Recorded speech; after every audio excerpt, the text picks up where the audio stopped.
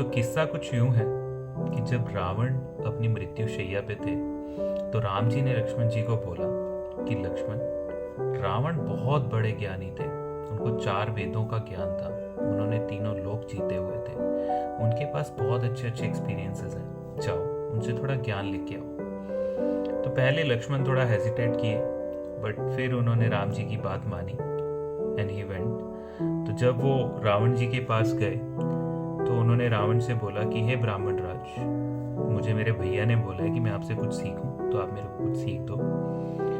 तो रावण कुछ नहीं बोले, लक्ष्मण जी वापस आ गए। तो राम जी ने पूछा कि क्या हुआ भैया? तो लक्ष्मण जी ने बोला कि उन्होंने तो कुछ जवाब नहीं दिया। तो उन्होंने बोला तुम खड़े किस साइड थे? तो लक्ष्मण जी ने बोला कि मैं उनके सिर के पास खड़ा था ताकि मैं उनको सुन सकूं और वो मेरी बात को सुन सके। तो राम जी ने बोला कि जब भी किसी से ज्ञान लेते हैं सबसे पहले आप उनके चरणों की तरफ खड़े होइए, क्योंकि वो आपके गुरु हैं और आप उनके शिष्य हैं। तो लक्ष्मण जी को बात समझ आई, तो एक लेसन तो उनको राम जी से ही मिल गया। अब रावण जी से लेसन्स लेने की बारी थी। तो वो गए रावण के पास, उनके चरणों की तरफ खड़े हुए और रावण को बोला कि हे ब्राह्मण राज, आप मुझे कुछ शिक्षा दें। तो रावण ने बोला कि हे लक्ष्मण, मैं तुम्हें 3 लेसन्स देता हूं जो मेरी कहानी का, मेरे जीवन का सार है। नंबर 1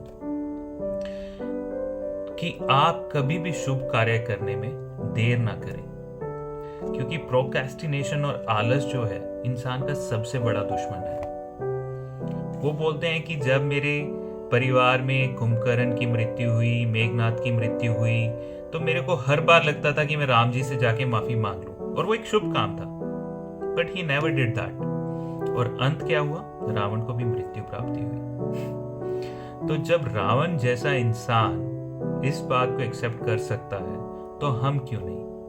और आज की डेट में सबसे बड़ी जरूरत ही यही है।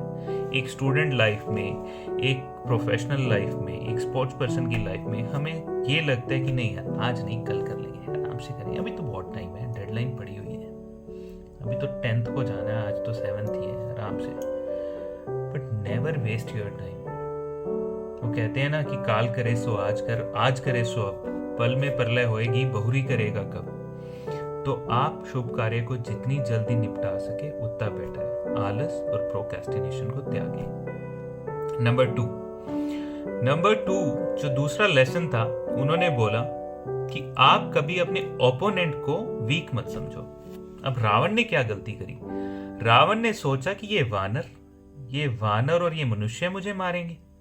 और आज देख लो, मेघनाथ जिसने इंद्र को बंदी बनाया था, उसके पुतले फुकाए जाते हैं और हनुमान जी की हर मंदिर में पूजा होती है।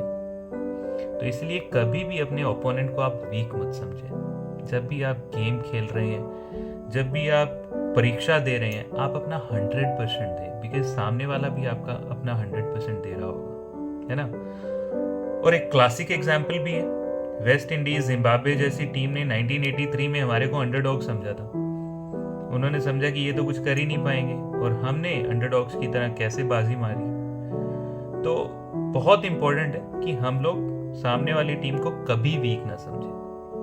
अब लेसन नंबर 3 जो उन्होंने बताया कि आपका जो भी सीक्रेट होता है, जो भी आपकी वीकनेस है, आप किसी को मत बताएं। रावण ने क्या गलती की? रावण का सीक्रेट पता था विभीषण को कि रावण की नाभि में अमृत कुंड का रहस्य है। जब तक अमृत कुंड को निशाना नहीं बनाया जाएगा, रावण की मृत्यु नहीं हो सकती। उन्होंने अपनी वीकनेस बता दी, और अंत क्या हुआ आप सबको पता है। So this is really important कि हम लोग अपनी वीकनेस कभी भी किसी के सामने ऐसे जाहिर ना करें। कुछ एक केसेस में एक्सेप्शंस हो सकती हैं, I agree. When you trust someone, for example एक स्टूडेंट है, अपने कोच को जब तक वो वीकनेस नहीं बताएगा, उसका कोच उसकी वीकनेस पे काम नहीं करेगा। बट प्रैक्टिकल वर्ल्ड में एंड कॉर्पोरेट वर्ल्ड में दिस इज रियली इंपॉर्टेंट कि हम लोग अपनी वीकनेसेस का ख्याल खुद रखें, क्योंकि कहते हैं ना कि एक का जो दुख होता है दूसरे का मजाक भी बन जाता है। तो तो इट्स रियली इम्पोर्टेंट कि हम लोग इन लेसन्स को ध्यान रखें। तो इसी के साथ अलविदा, फिर हाजिर होंगे छोटी मोटी और बातें लेके, सेशंस लेके। जय हिंद।